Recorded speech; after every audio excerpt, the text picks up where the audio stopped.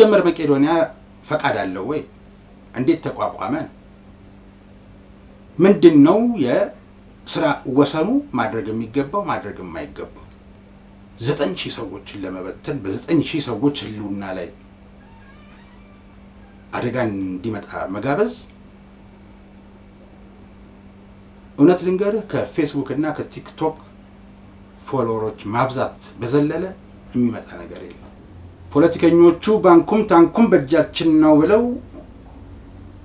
ፖለቲካ ይበልጥብናል፣ ስልጣን ወንበር ይበቃናል ብለው ትልቂቱን ኢትዮጵያን ሲያምሷት፣ አንተ ደግሞ ፌስቡክ እና ቲክቶክ ላይ ሆነ ትንሿን ኢትዮጵያ አትንካት። እዛ ቤት ጀግኖች አሉ፣ እዛ ቤት ባለውለታዎች አሉ። ከፈጣሪ ቀጥሎ የዛሬን ጀንበር ለማየት ምክንያት የሆኑ የኢትዮጵያ ሉዓላዊ ጠባቂ አየር ኃይል ብትል፣ ባህር ኃይል፣ ወታደር ብትል፣ ምድር ኃይል፣ ፖሊስ ሁሉም አለ። ሌሎችም ዜጎች አሉ። ስለዚህ ወንድም ዓለም ሁላችንም በየመስኩ አደጋ ጋባዥ ሆነን እንዴት ነው የምንዘልቀው? ጎበዝ ይበቃናል። ከፖለቲካው የሚመነጨው ፖለቲከኞቹ የሚያደርጉብን በታሪካዊ ጠላቶቻችን የሚገዙብን ከህሊናቸው እስከ ሆዳቸው ድረስ ያለውን ርቀት የማያውቁ ሆዳደሮች እነሱ የሚያደርሱብን በደል ይበቃል። ከመቄዶንያ አጥር ውጪ ያለን ሰዎች እንዲህ ስንባል በጣም የመንገድ ላይ ቡና በመወደዱ ቁጭ ብሎ ላሉባልታ ብሎ 40 ብርና 50 ብር ቡና የሚገዛ ሰው ያለም አይመስለኝም። ግን እንዲህ አይነት ርካሽ የፖለቲከኞች ትርፍራፊ አጀንዳን ይዞ መጥቶ በሰላም የተቀመጡትን ለዛሬ መድረስ ዛሬ ይህን ብርሃን ለማየት ከፈጣሪ ቀጥሎ መስዋዕትነት የከፈሉልን ሰዎች ማወቅ ተገቢነት የለው። በቀጥታም በተዘዋዋሪም ወታደሮች እዛ ቤት ስላሉበትና ስለሚያገባኝ ነው ማወራ። በዛ ላይ ትንሿ ኢትዮጵያ ናት። አንተና መሰሎችህ እንዳሉበት ወይም እንዳላችሁበት ብሔር በልጦባቸው ጎጣቸው ውስጥ ያልገቡ አንዱን ሃይማኖት ከአንዱ ሃይማኖት ሲያጣሉ ለቅሶ ደራሽ ሆነው ነጠላ የሚዘቀዝቁ ሰዎች የሌሉበት ቤት ነው። ትንሿ ኢትዮጵያ ናት። እስላም፣ ክርስቲያኑ፣ ፕሮቴስታንት፣ ዋቂ ፈታው ተከባብሮ ተዋዶ የሚኖርበት እንኳን አደረሰ እየተባባለ እንኳን የጧትን ጀንበር ለማየት በቃን እየተባባሉ በምስጋና የሚኖሩበት ቤት ነው። እኔ ለ9000 ለሚሆኑት አረጋውያን እንጂ ለቢኒያም እየተከራከርኩ አይደለም። ዛሬ ብዙ መናገሩ ተገቢ አይደለም። ወታደሮች አሉ ኢትዮጵያን ያሉ የተበተኑ የብቀላ በትር ያረፈባቸው ዛሬ ቤተሰባቸውና ቤታቸውን በትነው መቄዶንያ ጣራ ስር ያሉ እነሱን አትንካ።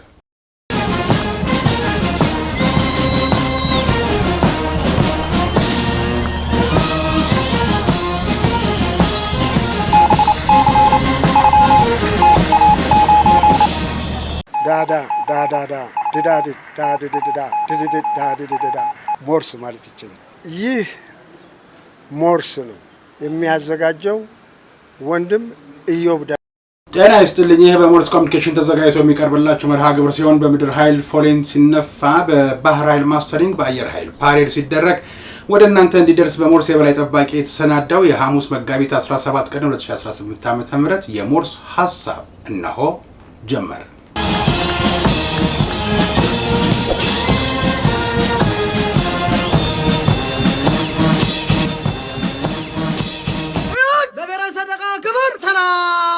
ጤና ይስጥልኝ ተመልካቾቻችን፣ ዛሬ ልናነሳ ወደ ወደድነው የሞርስ ሐሳብ እናልፋለን። ዛሬ የምናነሳው ሐሳብ መቄዶንያን የተመለከተ ይሆናል። መቄዶንያ እንግዲህ ከ12 ዓመት በላይ የሆነው የአረጋውያንና የአእምሮ ህሙማን መርጃ ድርጅት ነው። መስራቹ ብንያም በለጠ መጀመሪያ ቤተሰቦቹን ቤት ከአሜሪካን ሀገር እንደተመለሰ በቤተሰቦቹ ቤት ኮተቤ አካባቢ በሚገኘው ነበር የጀመረው ወገኖችን የመደገፍ ተግባር።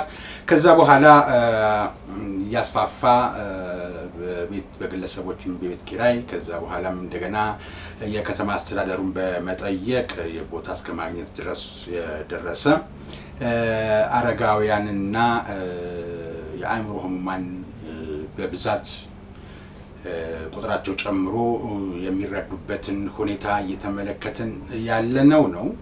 በቅርብም ለስራም ጉዳይ ሆኖ የመረጃ የማግኘቱ እድል ስላለ ማለት ነው። በርካታ ሰዎች በውስጥ አሉ። በመቄዶንያ ግቢ ውስጥ አያት 49 አካባቢ በሚገኘው አሁን በአዲስ አበባ ዋና መስሪያ ቤትነት የሚጠቀምበት ማለት ነው። የቅርንጫፍ መስሪያ ቤቶች ደግሞ አሉ። እንደዚሁ በየክልሉ በየከተሞቹ የሚገኙ የአእምሮ ህሙማንና ጧሪ ተንከባካቢ ያጡ አዛውንቶችን ተቀብለው የሚያስተናግዱ ወደ 55 የሚጠጉ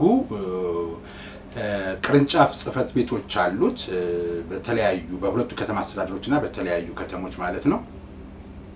ከዛ ሌላ የበጎ ፈቃደኞች በሰጧቸው ለመቄዶንያ ይሁን ብለው በተሰጡ ቤቶች ውስጥም እንደዚሁ የሚደገፉ ሰዎች አሉ። የከተማ አስተዳደሮች፣ የዞን አመራሮች፣ የክልል ርዕሰ መስተዳድሮች ፈቃዳቸው ሆኖ በተገኙ ባዶ ቦታዎች ላይ ደግሞ እንዲሁ የቅርንጫፉን የማስፋፋትና የግንባታ ስራ እየተከናወነ እንደሚገኝ በዚህም ተጧሪው ተደጋፊው መንከባከብ አለብን ተብለው በድርጅቱ ውስጥ እየገቡ ያሉ ሰዎች ብዛታቸው 9000 እየተጠጋ ነው። 2-3 ሰው ቢጎለው ነው ባለኝ መረጃ። እንግዲህ አዲስ አበባ የሚገኘው የመቄዶንያ አረጋውያን መርጃና የአእምሮ ህሙማን መደገፊያ ቤት ውስጥ የተጠለሉ ሰዎች ከ9000 በላይ እያለፈ ነው ቁጥራቸው። በቀን አምና በነበረው መረጃ 2 ሚሊዮን የሚጠጋ ወጪ ነበር የቀን ወጪው። አሁን ወደ 3 ሚሊዮን መግባቱን አረጋግጠናል። ይሄ ብቻ አይደለም። በጣም አስቸጋሪው ወደ 2300 የሚጠጉ የአእምሮ ህሙማን ዳይፐር ተጠቃሚ ናቸው።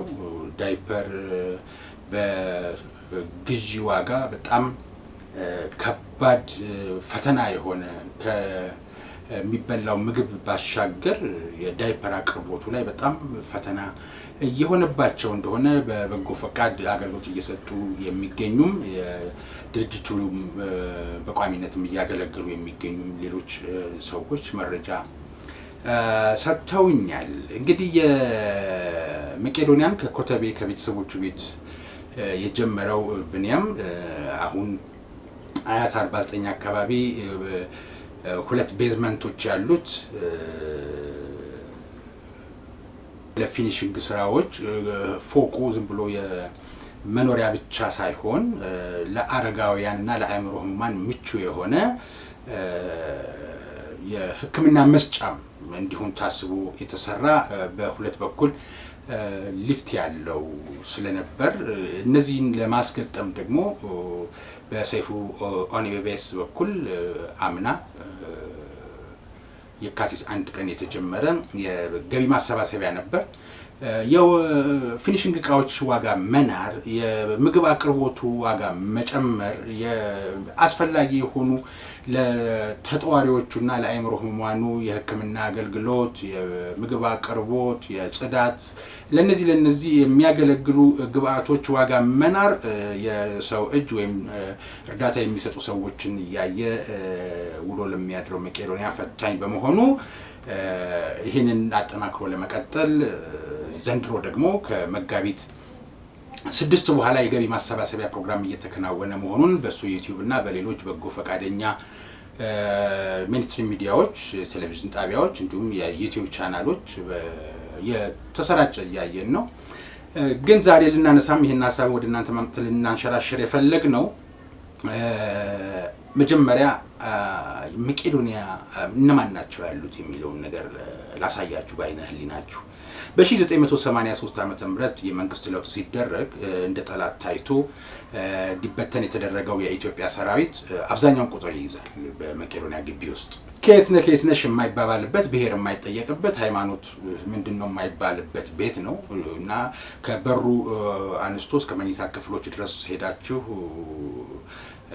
ግቢውን ብትጎበኙት ድጋፍ የሚደረግላቸው ሰዎች ብታነጋገሯቸው ፍቅር ነው የሚሸመተው የትንሿ ኢትዮጵያ ማሳያ ነው ውጪው እንደተፈለገ የሚቦረቅበት እንደተፈለገ ገንዘብ የሚመጀረጥበት የተፈለገ ቦታ ተደርሶ የሚመጣበት ቦታ ጋር ያለን ሰዎች ብሔር ከዚህ ነው ብሔር ከዛ ነው ሃይማኖት እየተባባን ስንገፋፋ መቄዶንያ ግቢ ውስጥ ግን እነዚህ ነገሮች የሉም ለዚህ ነው ትንሿ ኢትዮጵያ ነው መቄዶንያ ብለን የምንለው በቁጥር 9000 የሚያልፉ ሰዎች እንዳጠቃላይ በሁሉም ቅርንጫፎች ማለት ነው በየቦታው የጎበኙ የሄዱ ሰዎች ሲናገሩ እዚህ አዲስ አበባ ያለው በተመሳሳይ እዛኛው ቅርንጫፍ ውስጥ አለ ቀደም ሲል እንዳልኳችሁ መቄዶንያ ዋናውን ጽፈት ቤት ጨምሮ በመላው ሀገሪቱ እንግዲህ 9000 በላይ የሚሆኑ ድጋፍ የሚሹ ሰዎች ናቸው ያሉት ለኢትዮጵያ ውለታ የዋሉ ያገለገሏት በማረፊያቸው ከትዝታ ጋር ሆነው ትናንትን ያሰቡ ዛሬን እፎይ የሚሉበት እድሜያቸው ላይ ሲደርሱ ነው ከቤት ንብረታቸው ተነጥለው ከቤተሰቦቻቸው ተነጥለው መቄዶንያ ለመግባት የተገደዱት እነዚህ ሰዎች እንዴት ነው በምን በሚገኝ ገንዘብ ነው የሚረዱት ተብሎ የሚነሳ ሐሳብ አለ ከበጎ ፈቃደኞች በሚሰጥ ገንዘብ ነው እነዚህን ሰዎች አስገብቶ አገልግሎት በሚሰጥበት ጊዜም እንደ ድርጅት ደግሞ ከሲቪል ማህበራት ምዝገባ ኤጀንሲ የግብረሰናይ ድርጅት መሆኑን ፍቃድ አጥቶ ነው የሚንቀሳቀሰው ፍቃዱን በሚጠይቅበት ጊዜም በምን አይነት ሁኔታ ሊረዳ እንደሚችል የገቢ ምንጩ ምን እንደሆነ በየአመቱ ሁሉ የአፈጻጸም ሪፖርት የሂሳብ ሪፖርት ሁሉ ያቀረበ የሚሰራ ነው እንደዚህ ነው የሲቪል ማህበራት ምዝገባ ኤጀንሲ ቁጥጥር የሚያደርገው ማለት ነው እና እንግዲህ መንግስታዊ ያልሆኑ ለትርፍ የተቋቋሙ ድርጅቶች ደግሞ እንዲያከናውኑና እንዳያከናውኑ የተፈቀደላቸው ጉዳይ አለ ይሄንን እንዲያከናውኑ ምንድን የተፈቀደላቸው ፈቃድ ሲያወጡ እንዳያከናውኑ ምንድነው ተገደቡት ነገር የሚለው መረጃ ክፍተት ካልሆነ በስተቀር ጠንቅቆ ማወቅ የሚያስፈልግ ይመስለኛል ለትርፍ ያልተቋቋምኩ ነኝ ብለው ተመዝግበው የንግድ ስራ ሲሰሩ ቢገኙ ይቀጣሉ ፈቃዳቸው ይሰረዛል በዚሁ ስራ ላይ የድጋፍ እጅ ሲዘረጋ ደግሞ እየጠበቁ መስራት ወይንም ሌላ የገቢ ምንጭ ባለው አትራፊ የንግድ መስክ ተሰማርቶ ተረጂዎቹን ስራ መቅጠርና ማሰራት ይሄም አይቻልም መቄዶንያ እንደ ግብረሰናይ ድርጅት ለምሳሌ ብናነሳ ላሞች ገዝቶ ወተቱን አልቦ ለአረጋውያን በኩባያ ለመስጠት የአደረጃጀቱ ያፈጣጠሩ ስልጣን የለውም ምክንያቱም አረጋውያንና የአእምሮ ህሙማንን እረዳለሁ ብሎ በግብረሰናይ ድርጅትነት ፈቃድ ሰጪ መስሪያ ቤቱን ጠይቆ ሲመዘገብና ፈቃድ ሲያገኝ የገቢ ምንጭ ምንድነው ተብሎ ይጠየቃል እና የገቢ ምንጭ ህብረተሰቡን ለምኜ እርዱኝ ብዬ አስተባበሬ ብሎ እንጂ የገቢ ምንጭ ፈጥሬ ነግጄ ከትርፌ ላይ ግብር ከፍዬ የሚቀረውን እዚህ ስራ ላይ አውለዋለሁ የሚል አደረጃጀትም የለውም እንደዛ ማርጉ ሲሰራ ቢገኝም ይጠየቅበታል ይሄ የግብረሰናይ ድርጅቶች ምዝገባና ፈቃድ አሰጣጥን በተመለከተ የህግ አግባብ ምዝገባ ኤጀንሲ ካስቀመጣቸው ህጎች በዘለለ የመቄዶንያ መስራች እና ስራ አስፈጻሚ ቢኒያም በለጠ ከበረከት ጋር የሚያገናኘው ነገር አለ በበረከት የሚከናወን ነው ሰዎች እነዚህ ሰዎች እንዲያጎርሱ ካላቸው ላይ እንዲያካፍሉ ሲሆን በፈጣሪ ዘንድ ዋጋ አላቸው ብሎ ያምናል በርግጥም ምናልባት በቀናነት በአማኞች ቢአፍ ቢነገር ቢመሰከር እማኝነት ቢሰጥበት ጥሩ የሚሆነው እዛ ግቢ ውስጥ የፈጣሪ እጅ እንዳለበት በርካታ ማሳያ ጉዳዮች አሉ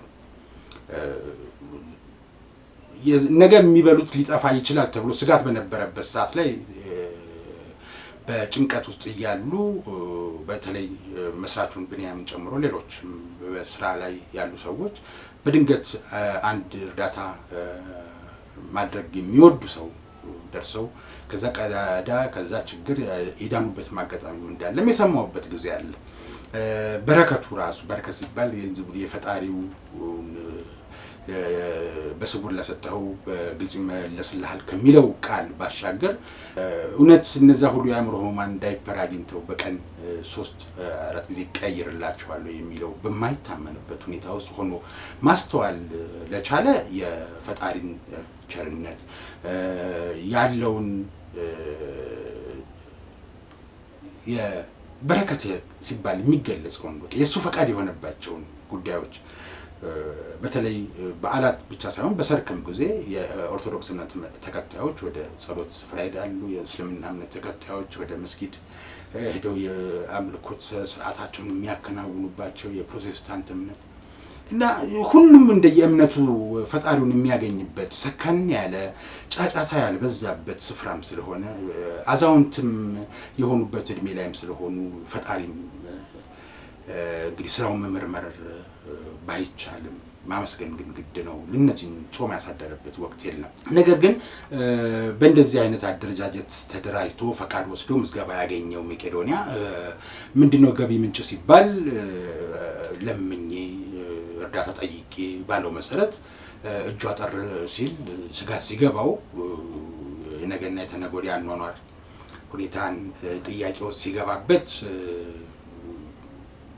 ጥያቄ ያቀርባል በአደባባይ በአጭር ቁጥር 7979 የሚለው ላይ በሁሉም ባንኮች አንድ አይነት ቁጥሮች ሆኑ እርዳታ ማድረግ የሚፈልጉ ካላቸው ላይ ማካፈል የሚወዱ ሰዎች በዚህ አገልግሎታችሁን አበርክቷችሁን አምጡ ይላል።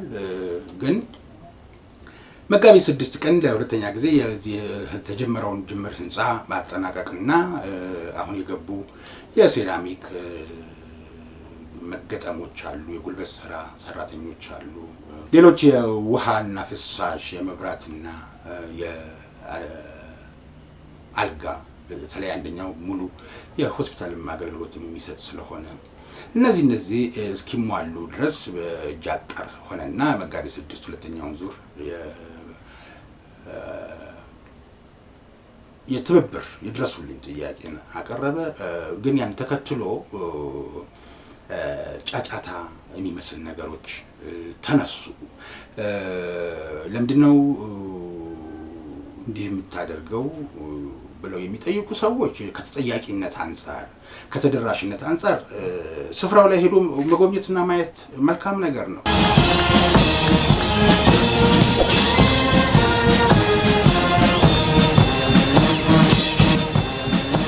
ተወደዳችሁ ቤተሰቦቻችን ለምታደርጉልን ድጋፍና እገዛ እያመሰገንን አሁንም ላይክ፣ ሼር፣ ሰብስክራይብ ማድረጋችሁ እንዳትረሱ ላስታውሳችሁና የሞርስ ኤዲሲ እንዲነገርለት ያዘጋጀው ማስታወቂያ ስላለ ወደ እርሱ አልፋለሁ። የሞርስ ኮሚኒኬሽን ኤዲቶሪያል ቦርድ አስቸኳይ ስብሰባ አድርጎ በቀጣይ የሞርስ መርሃ ግብር ይዘትና ቅርጽ ላይ እንዲሁም በዓለም ላይ በየትኛውም ስፍራ በምንም ሁኔታ ውስጥ ለሚገኙ ቤተሰቦቻችን ተደራሽ በሚሆንበት ነጥብ ላይ ሰፊ ውይይት አድርጎ የተለያዩ ውሳኔዎችን አሳልፏል። በውይይቱ ከተነሱ አጀንዳዎች መካከል በይደር የተያዙና ውሳኔ ያልተሰጠባቸውን ወደፊት የምንገልጽ ሲሆን ውሳኔ የተደረሰባቸውና የስርጭት ማስተካከያ የተደረገባቸውን ነጥቦችና መርሃ ግብር እንደሚከተለው እንገልጻለን። ከሰኞ ሚያዝያ 11 ቀን 2018 ዓ.ም አንስቶ የሞርስ ዜና ስርጭት በሳምንት 2 ቀን ማለትም ሰኞና አርብ በኢትዮጵያ ሰዓት አቆጣጠር ከምሽቱ 12 ሰዓት እንዲቀርብ የተወሰነ ሲሆን ቀሪዎቹ ቀናት ማክሰኞ፣ ረቡዕ፣ ሐሙስና ቅዳሜ በኢትዮጵያ ሰዓት አቆጣጠር ከምሽቱ 12 ሰዓት ላይ የሞርስ ሐሳብና የሞርስ አጀንዳ እንዲሁም የሞርስ ልዩ ዝግጅት ለአድማጭ ተመልካች ይቀርባሉ። እሁድ ከምሽቱ 12 ሰዓት ላይ ወታደራዊ ታሪኮችና በተለይ የሞርስ መለያ በሆነው አቀራረብ መሰረት ተዘጋጅቶ በሳምንታዊ መርሃ ግብር ማዕቀፍ ውስጥ እንዲቀርብ ተወስኗል። ከዳግማይ ትንሣኤ በኋላ በምንከተለው አሰራር የሞርስ መርሃ ግብርና የስርጭት ሰዓት ላይ እንደተጠቀሰ ሆኖ በድንገቴ የሚገኝ ዜና በኢትዮጵያ ሰዓት አቆጣጠር ከምሽቱ 12 ሰዓት ላይ ከሚኖረው መርሃ ግብር ጋር ተከታትሎ ለአድማጭ ተመልካች እንዲቀርብ ተወስኗል። ከዚህ በተጨማሪም ውሳኔ ያልተሰጠባቸው የቀረጻ፣ የኤዲቲንግ፣ የተምብሌን፣ የአቀራረብና መሰል ነጥቦች ላይ እንዲሁም በኢትዮጵያ ሕግ መሰረት ተመዝግቦ ለመንቀሳቀስ የተጀመረው እንቅስቃሴ ሲጠናቀቅ ኤዲቶሪያል ቦርዱ የሚሰጠውን ቀጣይ አቅጣጫና የኤዲቶሪያል ፖሊሲ እንዲሁም የሚሰጥ የአሰራር ውሳኔንና ለእናንተ ለቤተሰቦቻችን የምናሳውቅ ይሆናል። ለዚህ ቀን ያደረሳችሁን አሉ የሞርስ የበላይ ጠባቂ ለዚህ ቀን ያደረሳችሁን እናንተ ቤተሰቦቻችን ናችሁና እናመሰግናለን ብለዋል። በእርግጥም ከኤዲሲው በተገኘ መረጃ ከተመረቱ 281 ቪዲዮዎች ሰብስክራይብ ያደረጉት ከ4500 በላይ ቤተሰቦች፣ ከ4000 በላይ ሼር ያደረጉ ቤተሰቦች፣ 10000 የሚጠጉ ቤተሰቦች ደግሞ ላይክ ማድረጋቸውን ይጠቁማል። እናም ክበሩልን፣ እናመሰግናለን። አሁንም ላይክ፣ ሼር፣ ሰብስክራይብ ማድረጋቸውን አትርሱ። እስካሁን ለተደረገልን ሁሉ በድጋሚ እናመሰግናለን። የሞርስ የበላይ ጠባቂ መጋቢት 17 ቀን 2018 ዓ.ም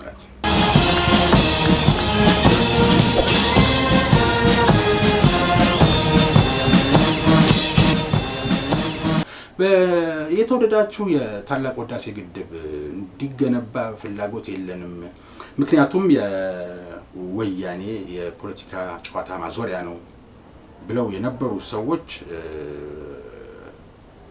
5 ሳንቲም አላዋጡ። የድርጅቱ የወያኔ ፍላጎት ወይም የመሰረት ድንጋይ ያስቀመጡት የነ መለስ ዜናዊ አገልግሎት አድርገው ነው ቆጠሩት። የኢትዮጵያ ጥቅም ለኢትዮጵያ የሚበጅ መሆኑን አላንሰላሰሉም ነበር። ከዛም በኋላ የለውጡ መንግስትን ከመጣም በኋላም የተበላሹ ስራዎችም እንዲቀጥሉ ሲደረግ በየክልል ከተሞችና በተለያዩ ዞኖች የታላቁ ህዳሴ ግድብ ዋንጫ ለገቢ ማሰባሰቢያ በሚዟዟርበት ጊዜም አሁን እንኳን እየተሰራ ነው እናዋጣ ብለው ያላዋጡ ሰዎች አሉ።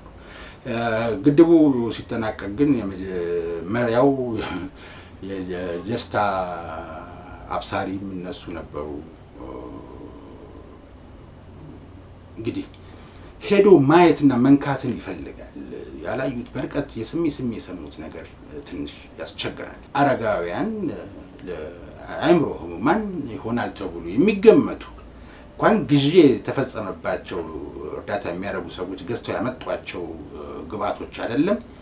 ልብስ እንኳን ቢያመጣ ስንት ኮት ነው ስንት ሸሚዝ ነው ተብሎ ተቆጥሮ ደረሰኝ ለሰጪው ተሰጥቶ ነው የልባሽ ጨርቆችን እንኳን የሚቀበሉት።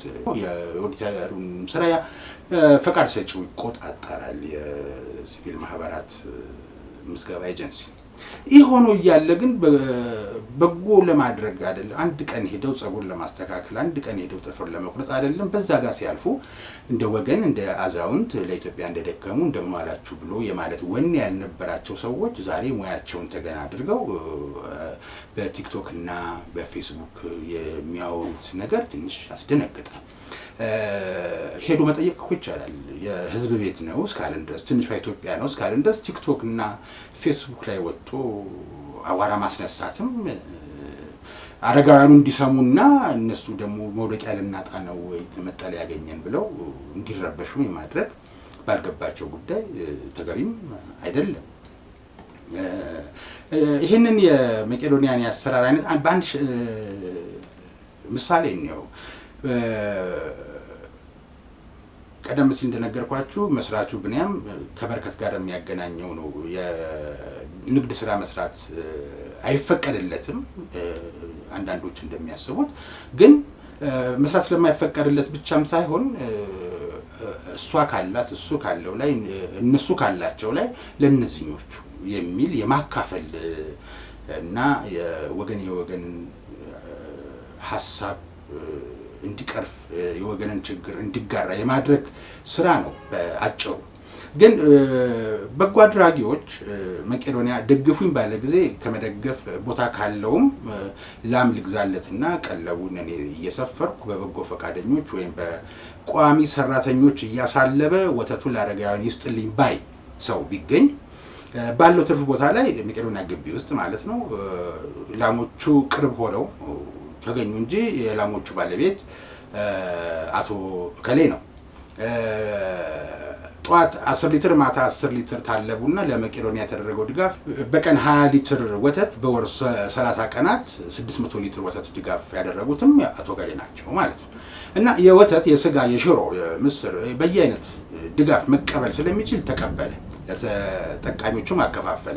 አሁን መቄዶንያ የሚጠየቀው በድጋፍ ባገኘው በ600 ሊትር ፍትሃዊ ክፍፍል አደረገ ወይ የሚል ይሆናል በሪፖርቱ ላይ የሚያሳየው ማለት ነው።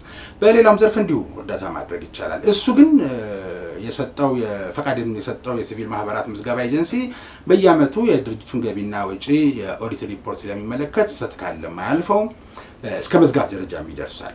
የህግ ተጠያቂነትም ይኖራል እና ኦዲት እንደማይደረግ አድርጎ ማቅረብ የመረጃ ክፍተትና ፈቃድ ሰጪውንም ድርጅት ኤጀንሲውን ስራህን በአግባቡ አትሰራም እንደማለት ይሆናል። በአጠቃላይ ብንያም ከፈጣሪው ጋር ባለው መተማመን እንጂ እንደሚባለው ከሆነ በስሜት ድርጅቱ ይዘጋልኝ በቃ ቢል፣ አረጋውያንን ተረከቡኝ ቢል በስሜት ህንፃውን በሐራጅ ሽጦት ቢል አንድ ቀን አንድ እንጀራ የሚሰጣቸው ፈቃደኛ ሰው ማግኘት አያስቸግርም ወይ?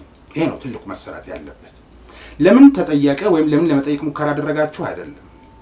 አደረጃጀቱን ማወቅ፣ አመሰራረቱን ማወቅ፣ ከማን ፈቃድ እንደሚሰጠው ማወቅ፣ የሚገባውና የሚወጣውን ወጪ እንዴት እንደሚቆጣጠረው ማወቅ፣ ሄዶ መጠየቅ፣ ማህበራት ኤጀንሲ ሄዶ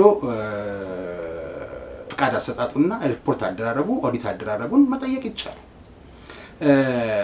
አለበለዚያ ምንድነው የሚሆነው? በዛ ያሉት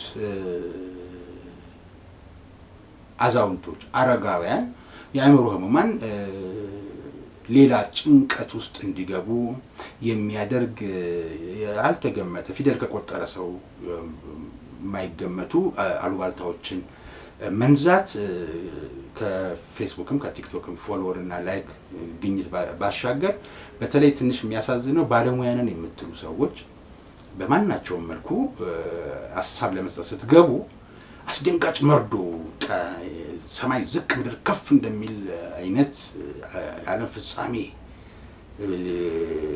ሊያስከትል የሚችል ወንጀል ሲፈጸም እንዳያችሁ አድርጓችሁ ማቅረብ፣ አንዳንዶችም ደግሞ ብንያምን በኤአይ ብንያምን በፖሊስ አስይዞ እንዲታይ ማድረግ፣ ስብናውን መንካት። ለምንድን ነው ኮፍያ የሚያደርገው?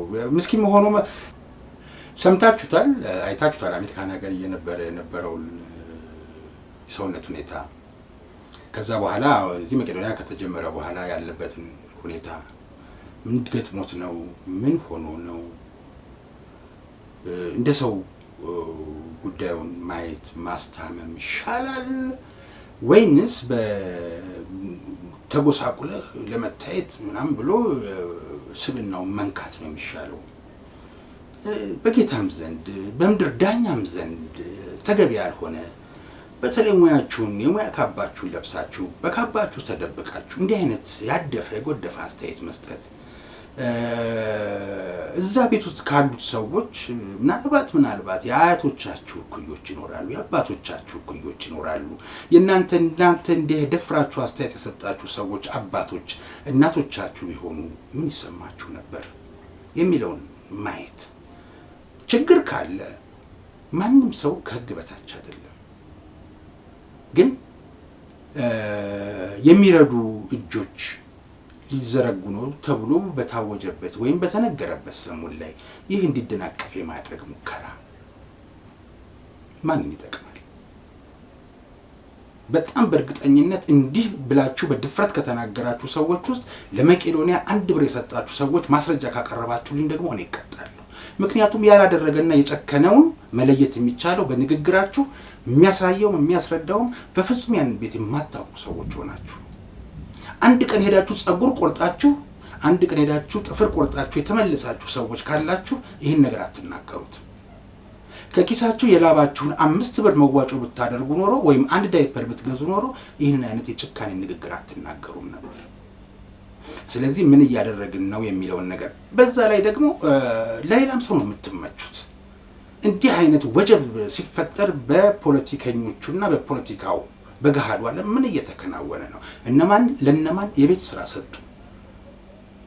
እና ፖለቲካው እዛ ጋር የሚያናጋው ሲያናጋ በማህበራዊው ዘርፍ ደግሞ እዚህ ጋር የሚናጋውን ልታናጉት እናንተ ሞከራችሁ። ይያያዛል ሁሉ ነገር እዛም እዚህም ይገናኛል። እና ምናልባት በእንዲህ አይነት አጎቶቻችሁ አክስቶቻችሁ አባት ቅድመ አያቶቻችሁ በሚሆኑ ሰዎች ምንም አይነት እርጅናስ በጊዜው ሊመጣ ይችላል እነዚህም የታደሉ ስለሆኑ እድሜያቸው የረዘመው የአእምሮ ህመም እና ሌሎች አደጋዎች ግን ከዚህ ሰከንድ በኋላ ምን ሊፈጠር እንደሚችል አይታወቅም እና የነገ መደበቂያችሁ የነገ መግቢያችሁ ቤት ሊሆን እንደሚችል ግምት ሊኖራችሁ ይገባል ባለሙያንን እንደዚህ እናደርጋለን ማስፈራራቱ ሳይሆን መጠየቅ ካለ በተገቢ ሁኔታ መጠየቅ ሲጀመር መቄዶንያ ፈቃድ አለው ወይ እንዴት ተቋቋመ ምንድነው የሥራ ወሰኑ ማድረግ የሚገባው ማድረግ የማይገባው ምን ሲተላለፍ ነው የሚቀጣው ምን ሲተላለፍ ሊሰረዝ ይችላል በእግዚአብሔር በረከት በአላህ ፈቃደኛ የሆኑ ሰዎች እጃቸውን ይዘረጋሉ እነዚህ ሰዎች በልተው ያድራሉ የተጀመረው ህንጻ ተጠናቆ ቤታቸው ይጠናቀቃል ብሎ ካመነ የሚሰጥ ይስጥ ስብናውን ለምን ተነካለ መንግስት ኢትዮጵያውያን ዜጎች በመሆናቸው ሊያደርግ የሚገባውን ሳያደርግ ከ12 ዓመት በፊት ይሄ ሰው እነዚህ ሰዎች መደገፍና መጦር ጀመረ በነጻ ፕሬስ ውስጥ ትልቅ አገልግሎት የነበራቸው ኮሎኔል ካሳሁን ትርፌ የሚባሉ እኔም ማውቃቸው ሰው አሉ አሁን በህይወት የሉ መቄዶንያ ውስጥ ሲደገፉ ሲረዱ ቆይተው ከቤተሰቦቻቸው ተነጥረው ጎዳና ወድቀው አሁን ረጅም ጊዜ መጽሐፍ ሁሉ ጽፈዋል እዛ ግቢ ውስጥ ሆነው አሁን በህይወት የሉ የኢትዮጵያ ጦር ሰራዊት አባል የነበሩ ኮሎኔል ናቸው ለኢትዮጵያ በወደቁ በላባቸውን ባፈሰሱ ጊዜያቸውን በሰው መጨረሻቸው መውደቅ ሆነ ግን መቄዶንያ ያነሳቸው ሌሎች አሉ በጅብ የተበሉ ከጅብ መንጋጋ ተርፈው ዛሬ ሰው የሆኑ ቢያንስ ቤት ሲትገባ አንድ የትዳር አጋርህን እንኳን በአግባቡ መያዝ ያልቻልከው አንተ ከጎረቤቶቼ ጋር በሰላም መኖር ያልሆነልኝ እኔ ለመቄዶንያ ምንም ሳናደርግ ያን ዘግብ ውስጥ የተደረገውን ነገር ለመተቸት መፍጠን አዋቂነትም አይደለም የሙያ ሰው መሆንም አይደለም መርምር የባከኑ ገንዘቦች 1 ሚሊዮን ገባ 2 ሚሊዮን ገባ ሲባል ሲሰማ ያ ነገር ሲወድቅና የግለሰብ ብልጽግናን ካየህበት በማስረጃ አስደግፈህ እዛው ጣጣውን ጨርስ 9000 ሰዎችን ለመበተን በ9000 ሰዎች ህልውና ላይ አደጋን እንዲመጣ መጋበዝ እውነት ልንገርህ ከፌስቡክ እና ከቲክቶክ ፎሎወሮች ማብዛት በዘለለ የሚመጣ ነገር የለም አንዳንድ አሉባልታዎችም አሉ መቄዶንያን ሆኑ ስም በማጥፋት መስራቹ ድርግም አድርጎት ህንጻውን ማን ድርጅቱን ዘግቶ ወደ ከእምነቱ አንፃር ወደ ገዳም እንዲሰደድ ይደረግና ቤቱን ባቋራጭ ለሌላ ሰው በጣም መንገድ ላይ ቡና በመወደዱ ቁጭ ብሎ ላሉባልታ ብሎ 40 ብርና 50 ብር ቡና የሚገዛ ሰው ያለም አይመስለኝም ግን እንዲህ አይነት ርካሽ የፖለቲከኞች ትርፍራፊ አጀንዳን ይዞ መጥቶ በሰላም የተቀመጡትን ለዛሬ መድረስ ዛሬ ይህን ብርሃን ለማየት ከፈጣሪ ቀጥሎ መስዋዕትነት የከፈሉልን ሰዎች ማወቅ ተገቢነት የለው በቀጥታም በተዘዋሪም ወታደሮች እዛ ቤት ስላሉበትና ስለሚያገባይ ነው ማወራ በዛ ላይ ትንሿ ኢትዮጵያ ናት አንተና መሰሎች እንዳሉበት ወይም እንዳላችሁበት ብሔር በልጦባቸው ጎጣቸው ውስጥ ያልገቡ አንዱን ሃይማኖት ከአንዱ ሃይማኖት ሲያጣሉ ለቅሶ ደራሽ ሆነው ነጠላ የሚዘቀዝቁ ሰዎች የሌሉበት ቤት ነው ትንሿ ኢትዮጵያ ናት እስላም ክርስቲያኑ ፕሮቴስታንት ዋቂ ፈታው ተባብሮ ተዋዶ የሚኖርበት እንኳን አደረሰ እየተባባለ እንኳን የጧትን ጀንበር ለማየት በቃን እየተባባሉ በምስጋና የሚኖሩበት ቤት ነው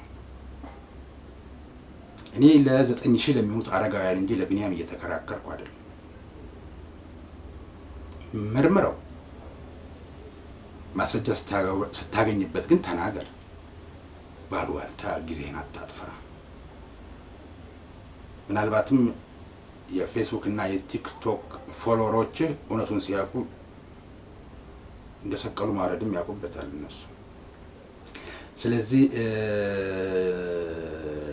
አጣርተን አደጋ ሁላችንም በየመስኩ አደጋ ጋባዥ ሆነን እንዴት ነው የምንዘልቀው ጎበዝ? ይበቃናል ከፖለቲካው የሚመነጨው ፖለቲከኞቹ የሚያደርጉብን በታሪካዊ ጠላቶቻችን የሚገዙብን ከሊናቸው እስከ ሆዳቸው ድረስ ያለውን ርቀት የማያውቁ ሆዳደሮች እነሱ የሚያደርሱብን በደል ይበቃል። ከመቄዶንያ አጥር ውጪ ያለን ሰዎች እንዲህ ስንባል እዛ ግቢ እንኳን ያሉት በሰላም ውለው በሰላም ይደሩ ምንም ነገር አይሱ። ሲቪል ማህበራት ምዝገባ ኤጀንሲን አስተያየት እዚህ ላይ ከናንተ አስተያየቶች በመነሳት እውነት እነዚህ ግለሰቦች እንደሚሉት ከፌስቡክ እና ከቲክቶክ ወጥተው ፍርድ ቤት ቀርበው ብንያምንም ማስጠየቅ ቢችሉ እና በወንጀሉ በፍትሐ ብሔሩ ቢጠየቅ እነዚህ ሰዎች ያገባናል ስሜት ውስጥ ገብተው እስኪመጡ ድረስ እናንተ የተነበራችሁ ብዬ የሲቪል ማህበራት ኤጀንሲን አቶ ፋሲካውንና የህዝብ ግንኙነት ሰዎችን ለማናገር ሙከራ አድርጌ ነበር። ፖለቲከኞቹ ባንኩም ታንኩም በእጃችን ነው ብለው ፖለቲካ ይበልጥብናል፣ ስልጣን ወንበር ይበቃናል ብለው ትልቂቱን ኢትዮጵያን ሲያምሷት አንተ ደግሞ ፌስቡክ እና ቲክቶክ ላይ ሆነ ትንሿን ኢትዮጵያ አትንካት። እዛ ቤት ጀግኖች አሉ፣ እዛ ቤት ባለውለታዎች አሉ። ከፈጣሪ ቀጥሎ የዛሬን ጀንበር ለማየት ምክንያት የሆኑ የኢትዮጵያ ሉዓላዊ ጠባቂ አየር ኃይል ብትል ባህር ኃይል ወታደር ብትል ምድር ኃይል ፖሊስ ሁሉም አለ። ሌሎችም ዜጎች አሉ። ስለዚህ ወንድም ዓለም በመቄዶንያ ላይ ተጨማሪ መረጃዎች ከሚመለከታቸው ሰዎች ይዘን እንመጣለን። እኔ በማቀው ልክ በሰበሰብኩት መረጃ ባለኝ አሁንም እኔም የወገን መሆኔን ማሳያ ጠጠር ላስቀምጥ የራሴን ብዬም ስለምንደፋደፍ ሁኔታዎችን በቅርብ ስለማቃቸው አሻራዬንም ስላሳረፍኩ አሻራቸውን ካሳረፉ ጋርም ስለምተባበር በፕሬዝዳንት ታዬ አጽቀሥላሴ በላይ ጠባቂነት በህጋዊ መንገድ የተመሰረተ በየአመቱ ኦዲት የሚደረግ ወጪ ገቢውን የሚያሳይ የስራ ሪፖርቱን የሚያስመሰክር የሚቆጣጠረው አካል ያለው የግብረ ሰናይ ድርጅት ነው። መቄዶንያ ለትርፍ ያልተቋቋመ ግን በምግባረ ሰናይ ላይ ያተኮረ። በነገራችን ላይ እነዚህን አዛውንቶችና አረጋውያን ብቻ አይደለም መቄዶንያ የሚረዳው። ከዚህ በፊት በጦርነት ምክንያት ለተፈናቀሉ ወገኖች ፀሐይና ቁር ባይፈራረቅበት ብሎ ለወገኖቹም ያጋራ ድርጅት ነው።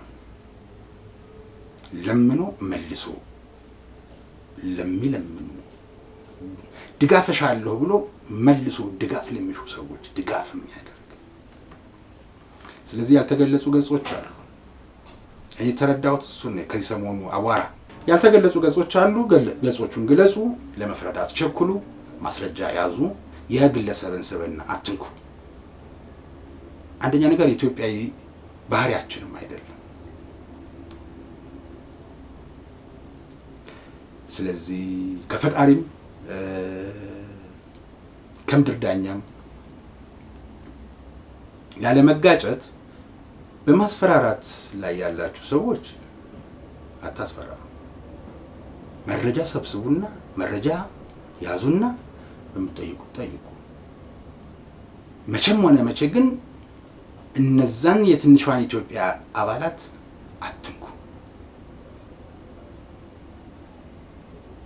ዳቦ ራበኝ ላለ መንገድ ላይ ለምታገኘው ተመስዋጭ ካልቾ የምትሰነዝር አንተ በጎ አድራጊ ርህራሄ ያለ ሆነ ራስን አታሳይ። ዛሬ ብዙ መናገሩ ተገቢ አይደለም። ወታደሮች አሉ ኢትዮጵያን ያሉ የተበተኑ የብቀላ በትር ያረፈባቸው ዛሬ ቤተሰባቸውና ቤታቸውን በትነው መቄዶንያ ጣራ ስር ያሉ እነሱን አትንካ።